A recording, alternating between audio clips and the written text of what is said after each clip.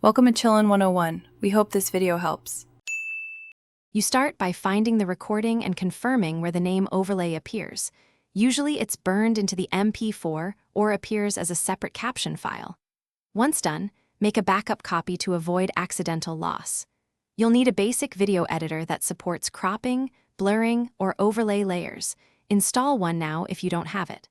Also check whether the recording is local or cloud stored, because cloud downloads may change file names and require an extra download step before editing.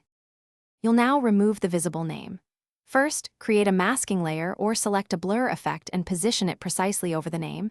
If the name moves with speaker switching, add keyframes to track it. Alternatively, use a small patch, match background color and feather edges so it looks natural. If the name is near the edge and content permits, you can crop the frame, but make sure you don't cut out faces or slides. Preview at full resolution to verify it's seamless. Finish by exporting the edited video using the same resolution and codec as the original to maintain quality. Choose a high bitrate if available. Once exported, watch the entire file paying attention to where the name was.